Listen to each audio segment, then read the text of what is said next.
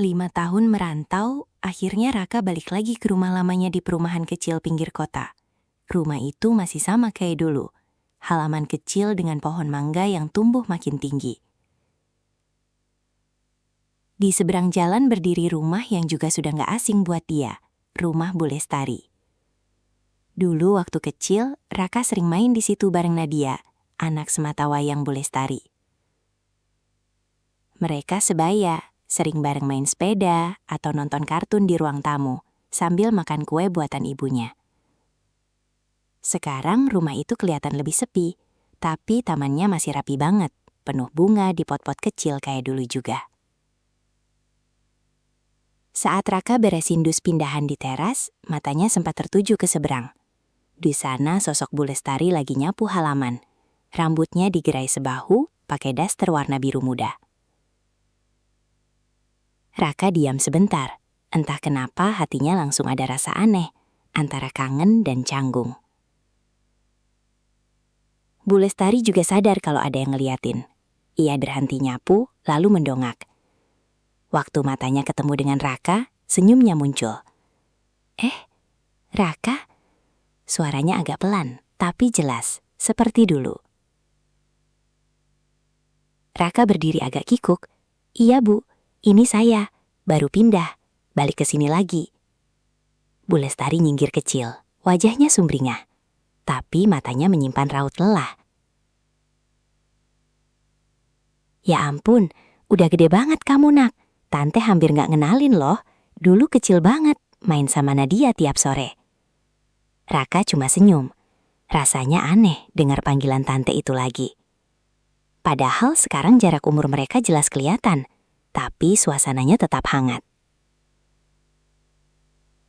Sekarang tinggal sama Nadia aja ya Bu? Tanya Raka sopan. Bu Lestari sempat terdiam sesaat, lalu mengangguk pelan. Iya, udah setahun ini. Bataknya Nadia kan sakit lama. Akhirnya ya gitu deh. Suaranya menurun di akhir kalimat, tapi senyumnya tetap dipaksakan. Raka mengangguk pelan. Saya ikut belasungkawah ya Bu. Bu Lestari balas dengan senyum kecil. Makasih ya Raka. Sekarang cuma berdua sama Nadia. Tapi Nadia juga jarang di rumah. Kuliah terus. Kadang pulangnya malam. Raka melirik ke dalam rumah Bu Lestari. Ada beberapa pot bunga baru di teras. Wah, tanamannya makin banyak ya Bu. Dulu saya sering main pasir di situ, kata Raka sambil senyum kecil. Bu Lestari ketawa kecil. Iya, dan tante dulu sering marah gara-gara kamu nyenggol pot bunga kan? Keduanya tertawa. Suasana jadi hangat, kayak balik ke masa kecil. Tapi dalam hati Raka, muncul perasaan yang susah dijelaskan. Bu Lestari memang masih sama, lembut, ramah, dan entah kenapa makin terlihat anggun sekarang. Dari balik jendela rumah itu terlihat sekilas sosok Nadia yang baru pulang. Rambutnya panjang, wajahnya udah jauh beda dari anak kecil yang dulu sering main sama Raka. Sekarang dia sudah dewasa, cantik, menarik, dan terlihat wah pas pakai kaos dan celana pendek. Matanya sempat menetap Raka, lalu noleh sebelum berlalu ke dalam. Raka tak diam, baru beberapa jam balik ke perumahan ini, tapi rasanya kayak waktu mundur cepat, sekaligus memunculkan sesuatu yang belum pernah ia rasakan dulu. Malam itu dari teras rumahnya, Raka masih sempat melihat Bu Lestari menyalakan lampu di depan rumahnya. Cahaya kuning lampu itu memantul di wajah Bu Lestari yang lembut. Entah kenapa pandangan Raka tak juga beralih sampai lampu rumah seberang benar-benar dimatikan. Udah sekitar seminggu, Raka tinggal di rumah lamanya lagi. Harinya nggak jauh-jauh dari beresin barang, kerja dari rumah, sama nyapa beberapa tetangga lama yang masih hafal wajahnya. Tapi dari semua tetangga, cuma rumah di seberang, rumah Bu Lestari yang paling sering bikin matanya nyasar. Kadang pagi-pagi Raka lihat Bu Lestari lagi nyiram bunga, kadang sore dia duduk di teras sambil minum teh. Sesekali Nadia keluar bantuin ibunya, tapi lebih sering sibuk sama HP atau tugas kuliahnya. Suatu sore, waktu Raka baru aja selesai cuci motor, Bu Lestari nyebrang sambil bawa piring. Raka, tante bawain sayur lo deh, barusan masak kebanyakan, katanya sambil tersenyum lebar. Raka buru-buru lap tangannya. Lo Bu, gak usah repot-repot Bu.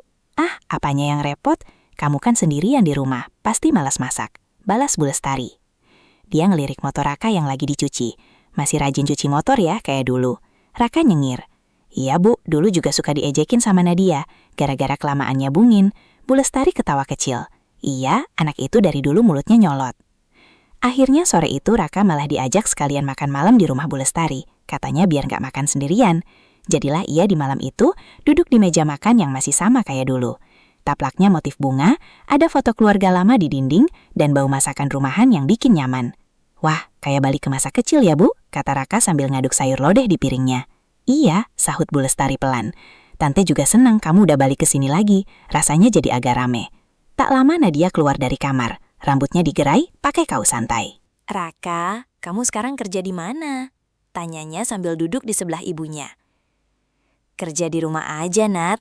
Kadang di rumah, kadang keluar kalau ada proyek. Nadia manggut-manggut. Asik ya, bebas. Aku aja tiap hari harus ke kampus panas-panasan. Raka ketawa kecil. Ya kan biar jadi sarjana? Dulu kamu aja lari-lari di depan rumah. Sekarang sudah gede, bentar lagi lulus. Nadia tersenyum. Matanya melirik sekilas ke arah Raka. Senyum yang sama seperti dulu. Tapi sekarang terasa beda. Bu Lestari memperhatikan mereka sambil tersenyum juga. Lalu nyelak. Dulu kamu sama Nadia itu kalau main suka berantem. Ingat gak waktu kamu dorong dia sampai jatuh di lumpur? Raka ngakak. Iya Bu, terus saya kabur. Nadia nangis. Ibu nyari-nyari ke rumah saya. Nadia ikut ketawa, tapi mukanya agak memerah. Aku ingat banget itu.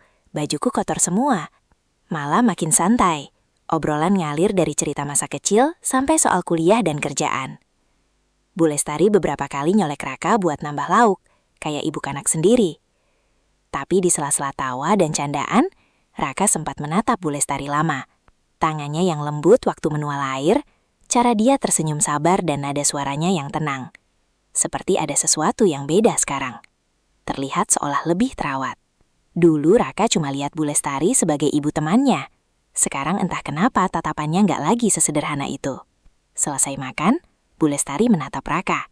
Kalau kamu males masak, makan di sini aja ya. Biar rame, sekalian nemenin tante. Raka mengangguk pelan. Wah, boleh banget Bu. Tapi nanti saya gantian bawain makanan, biar nggak terus numpang. Nah, boleh juga tuh ide kamu, jawab Bu Lestari. Senyum kecilnya bikin suasana hangat lagi. Dari dapur, Nadia cuma melirik sambil pura-pura cuci piring. Ada sesuatu di wajahnya yang gak bisa dijelaskan. Antara senang, canggung, dan sedikit bingung.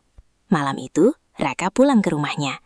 Mulai ada perasaan aneh yang belum pernah muncul sebelumnya. Lampu rumah Bu Lestari masih nyala dari seberang. Dan dari jendela. Bayangan dua wanita yang dulu cuma bagian dari masa kecilnya, kini perlahan jadi bagian dari pikirannya yang gak tenang.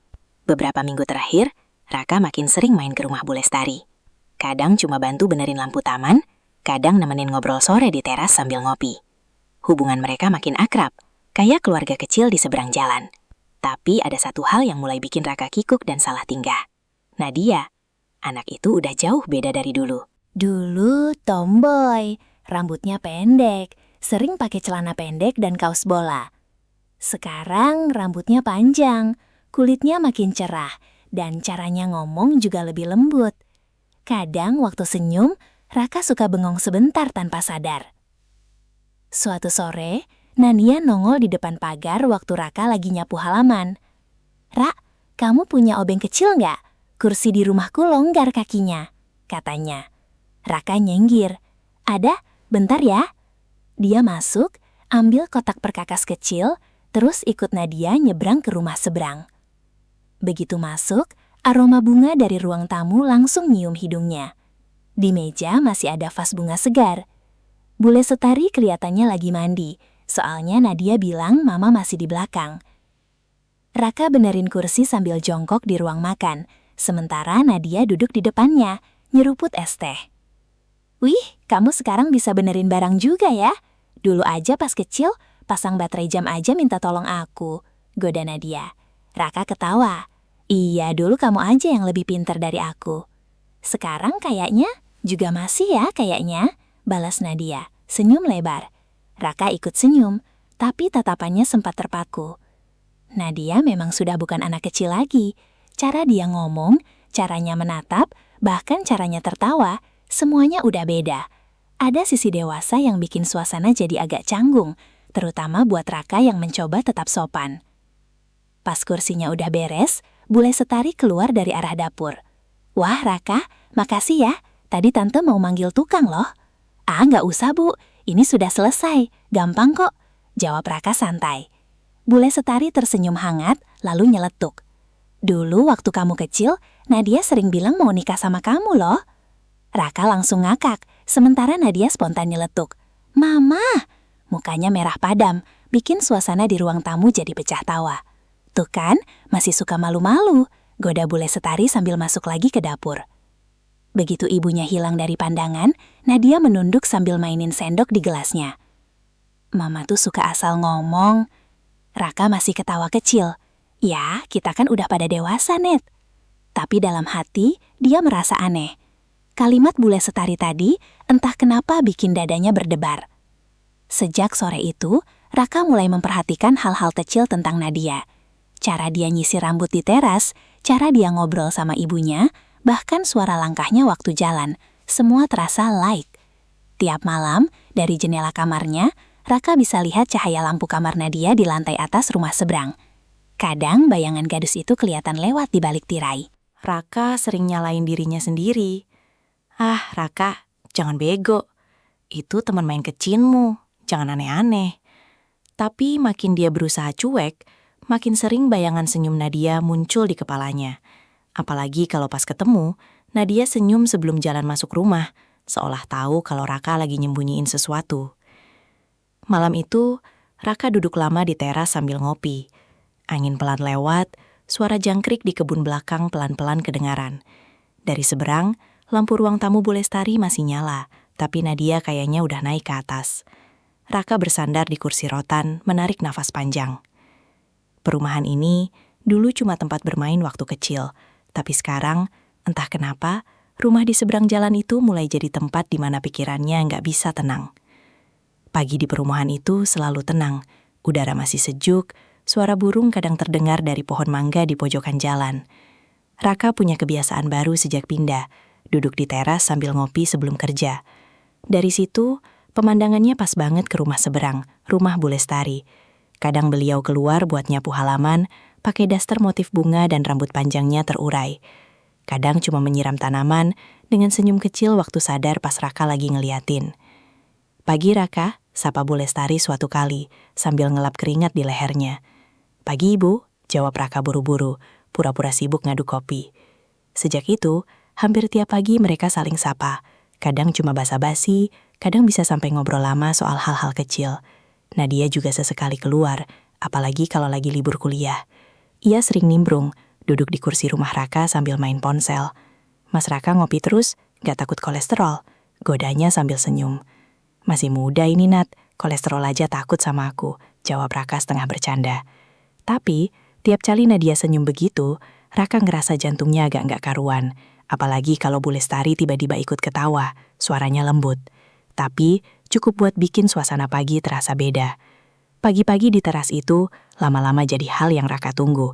Bukan cuma karena kopi atau udara segar, tapi karena di seberang sana, ada dua sosok yang bikin rumah kecilnya terasa nggak lagi sepi. Siang itu, langit mendung berat, awan tebal menggantung di atas perumahan, dan angin mulai kencang. Raka baru aja mau keluar beli makan, tapi dari teras, dia ngeliat Bule Setari berdiri di depan rumahnya, mengadah ke atas. "Loh Bu, mau ngapain? Udah mau hujan loh," teriak Raka dari seberang. "Gentengnya bocor, Raka. Pas di ruang tamu. Mau aku perbaiki sebentar aja."